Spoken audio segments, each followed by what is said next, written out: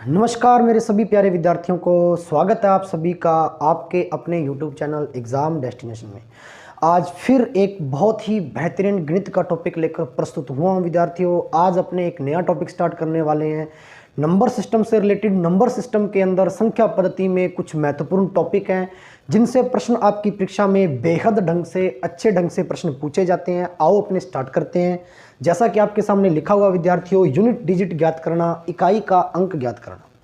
देखो मेरे प्यारे बच्चों, अगर आपको कोई सीधी टर्म दे दी जाए, जैसे मान लीजिए आपके सामने कुछ इस प्रकार का प्रश्न लिखा हुआ है 23 मल्टीप्लाई 44 42 मल्टीप्लाई 61 मल्टीप्लाई 78, तो आपसे पूछे कि दी गई संख्या का इकाई अंक ज्ञात करें। सबसे पहले आपको पता होना चाहिए यूनिट डिजिट होता क्या है। किसी भी संख्या का, जैसे मान लीजिए मेरे पास ये कोई भी नंबर है, उस नंबर का बिल्कुल जो लास्ट डिजिट होता है, बिल्कुल अंतिम जो अंक होता है, उसे आप क्या कहते हैं? उसका इकाई का अंक। अंतिम अंक क्या कहलाता है बच्चों? इकाई का अंक कहलाता है। हाँ या ना?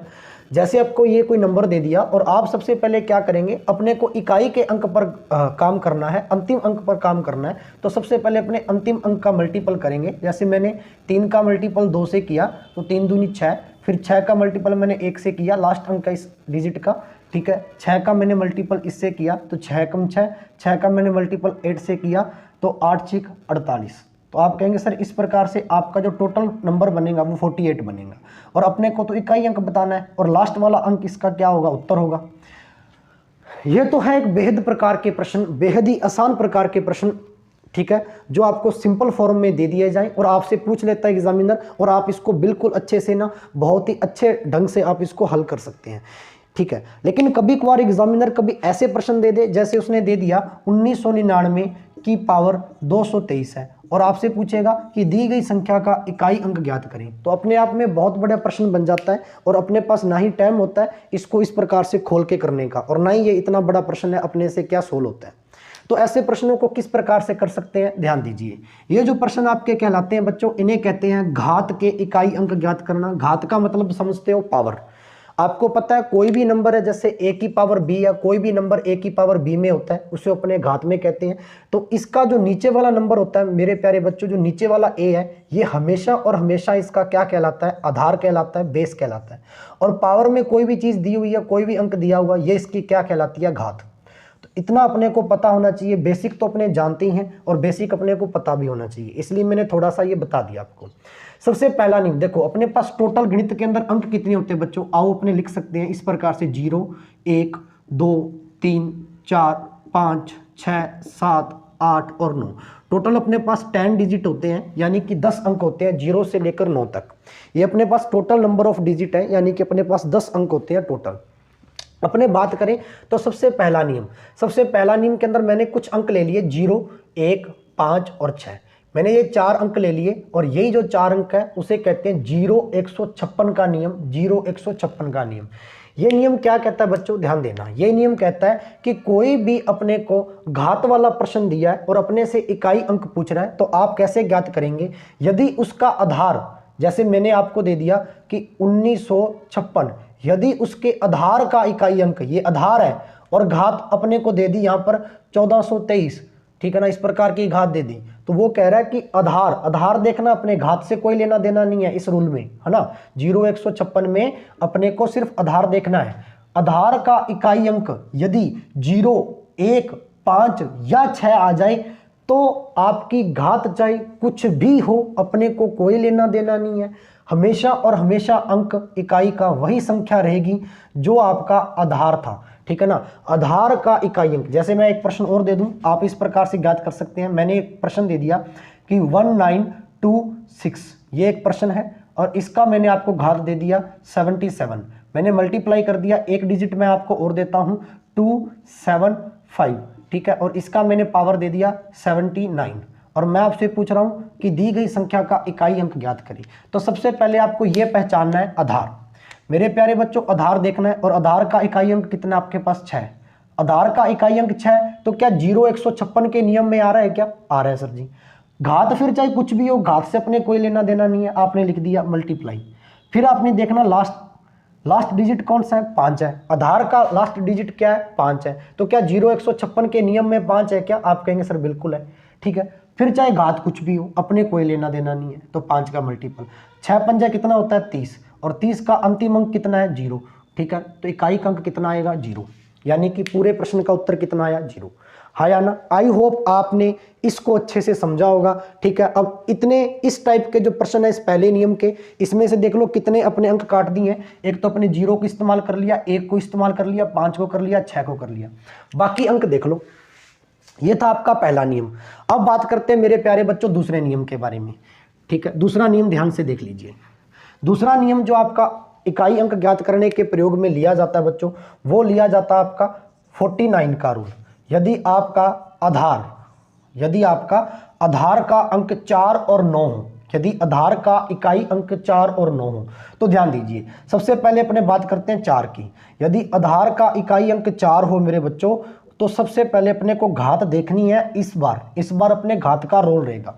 यदि घात आपकी एक सम संख्या है, एक इवन नंबर है, और यदि घात आपकी एक विषम संख्या है, एक ओड नंबर है, अगर आपकी घात सम संख्या है, आधार का इकाई अंक, ये आधार को रिप्रेजेंट कर रहा है, बेस को, आधार का इकाई अंक यदि 4 है, इसमें मैं पहला अंक 4 ले रहा हूं, और उसकी अगर घात सम है, तो ध्यान दीजिए हमेशा और हमेशा उसका इकाई अंक जो आएगा, उत्तर जो आएगा इकाई अंक के रूप में, वो 6 आएगा। यानी कि उत्तर जो आएगा इकाई अंक के रूप में, इकाई अंक जो आएगा उसका, ठीक है, लास्ट जो डिजिट आएगा वो 6 आएगा। सर ये आता कैसे है, मैं थोड़ा सा आपको समझाने का प्रयास करता हूं। देखो 4 है, 4 ले लिया।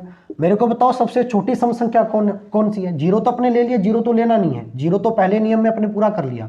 इसके अलावा सबसे बची छोटी सम संख्या देखो, तो आप कहेंगे सर 2 है, तो मैं इसकी पावर 2 लगा दूं, क्योंकि पावर ही तो अपने को ज्ञात करनी है। क्योंकि बेस की पावर अगर सम हो, तो बेस 4 है, पावर अगर सम हो, तो देख लो 4 की पावर 2 कितना होता है 16, और 16 का इकाई अंक कितना होता है 6। इसी वजह से उत्तर क्या आता है हमेशा और हमेशा 6।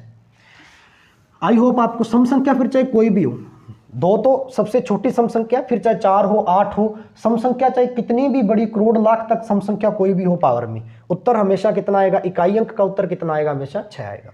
विषम की बात कर लो, अगर बेस आपका 4 हो और पावर अगर आपकी विषम हो, एक ओड नंबर हो, पावर क्या हो, एक ओड नंबर हो, तो आप किस प्रकार से ज्ञात करेंगे? तो देख लीजिए, हमेशा और हमेशा बात आपको ध्यान रखनी है, अगर आधार आपका 4 है और पावर अगर विषम है, तो अंक वही रहेगा, यानी कि जो आपने आधार लिया है वही उसका इकाई अंक माना जाएगा, वही उसका इकाई अंक माना जाएगा। सर ऐसा ही क्यों होता है? देख लो 4 आधार है, अब विषम संख्या, सबसे छोटी विषम संख्या अपनी कितनी होती है, 1 होती है, तो 4 की पावर 1 का मतलब कितना आ गया, 4 ही तो आ गया, तो वही तो लिया मैंने। ठीक है ना, ये इसका कारण बता रहा हूं क्यों आया है, रटना नहीं है, क्यों है ये भी इसका कारण है। अब इस पर संबंधित अपने 1-2 प्रश्न देख लेते हैं विद्यार्थियों, जल्दी से जल्दी प्रश्न देखने का प्रयास कीजिए। ध्यान दीजिए, प्रश्न देखते हैं। जैसे मैंने प्रश्न दे दिया 274 और पावर दे दिया आपको 192, तो देख लो अब आधार का इकाई अंक कितना है, आधार का इकाई अंक, आधार देखना बेस नीचे वाला 4 है सर जी, तो रूल कौन सा लगेगा, 49 वाला रूल लगेगा। अब पावर देख लो, पावर 192 क्या, एक सम संख्या, एक इवन नंबर है, 192 क्या, एक इवन नंबर है, तो 4 की पावर अगर सम संख्या हो तो उत्तर क्या आएगा, 6 आएगा। सीधी सी बात है, आंसर क्या आएगा, आधार का इकाई अंक का 6। आई होप आपको समझ में आया होगा। एक प्रश्न और देख लीजिए, जैसे मान लो प्रश्न आपको ये दे दिया जाए 7244 और इसकी पावर मैं दे दूं 721। ठीक है, अब देख लो आधार का इकाई अंक कितना अपने पास 4 है, लेकिन पावर देख लो, पावर क्या एक ओड नंबर है क्या, यानी एक विषम संख्या है क्या, बिल्कुल। पावर अगर एक विषम संख्या है तो मैंने बताया था उत्तर वही अंक आएगा जो आपका आधार का इकाई अंक था 4। आई होप आपको अच्छे से समझ में आया होगा। बढ़ते हैं लास्ट और अंतिम नियम पर। तीसरा जो नियम है मेरे प्यारे बच्चों, वो है आपका 2378 का नियम। जो संख्याएं बच गई हैं देख लो, अब जो संख्याएं आपके सामने बची हैं उसको अपने देख लेते हैं, कौन कौन सी संख्याएं बच गई हैं। ध्यान दीजिए, जैसे आपके पास 49 मैंने निकाल दिया, तो ये लो 49 निकल गया। अब बच गई इसमें 2 3 और 7 8। ठीक है, तो 2378 बन गया क्या, बिल्कुल। तो देख लो तीसरा जो नियम है वो आपका 2 3 7 8, इतने तो अंक होते हैं, इससे ज़्यादा गणित में नहीं पढ़े मैंने भी और आपने भी। तो 2378 है।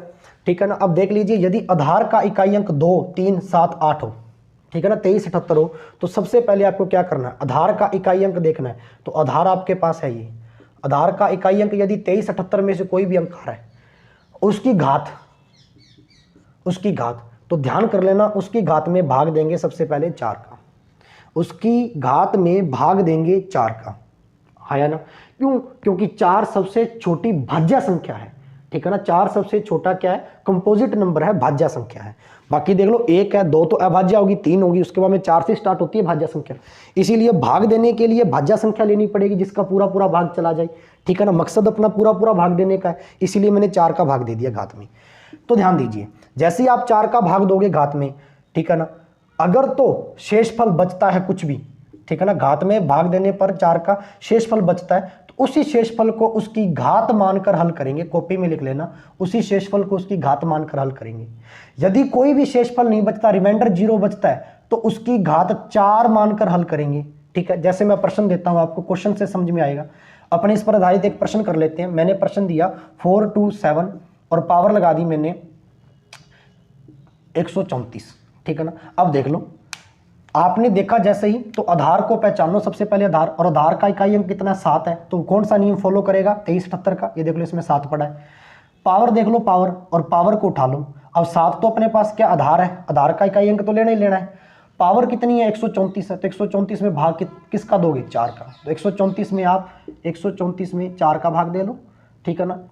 4 का भाग देंगे, 4 दूनी 8, 4 3 12, ठीक है ना, 4 3 12। अब अपने यहाँ पर शेषफल कितना बचा, 1, 14 हो गए, फिर 4 3 12, रिमाइंडर कितने बचे, 2। शेषफल कितना बचा अपने पास, 2। अपने शेषफल देखना है, जो शेषफल आएगा वही उसकी घात मानी जाएगी, आधार के इकाई अंक की, आया ना, आधार के इकाई अंक की घात मानी जाएगी जो शेषफल आएगा। मैं बार बार कह रहा हूँ, शेषफल, रिमाइंडर आपको देखना है, शेषफल आपको देखना है, ठीक है ना। तो 7 की पावर 2 कितनी होती है, 7 × 7 यानी कि 49, और 49 का अंतिम अंक क्या है, 9। तो अपना उत्तर कितना आएगा, 9, आया ना। ऐसे आप इसके सारे प्रश्न हल कर सकते। जैसे मैंने आपको प्रश्न दे दिया 92 8, ठीक है ना, और पावर अपने कोई भी लगा दी, जैसे 48, मैंने 48 पावर लगा दी। अब देख लो, आधार का इकाई अंक कितना अपने पास, 8 है, तो नियम कौन सा फॉलो करेगा, 2378 का। तो 8 रख दिया ज्यों की त्यों। 48 पर भाग देंगे किसका, 4 का। 48 में 4 का भाग देंगे तो 4 एकम 4, 4 दूनी 8, पूरा पूरा जा रहा है, शेषफल 0 बचता है। तो मैंने अभी बताया था, अगर शेषफल 0 बचे तो आप उसकी घात 4 मानकर हल करेंगे, आप उसकी घात 4 मानकर हल करेंगे। तो 8 की घात 4 मानकर हल करेंगे यदि शेषफल 0 बचता है, सिर्फ एक कंडीशन में। तो 8 की घात 4 देख लो, 8 × 8 × 8 × 8, ठीक है ना। तो 8 की स्क्वायर होती है 64, 64, और यहाँ भी 8 की स्क्वायर 2 8 है 64। 64 में 4 4 ले लो, लास्ट वाली इकाई अंक की निकालना अपने तो 4 चौक 16, और 16 का इकाई अंक कितना होता है, 6। तो उत्तर कितना आ गया, 6। क्या इतनी बात आपको समझ में आई है क्या?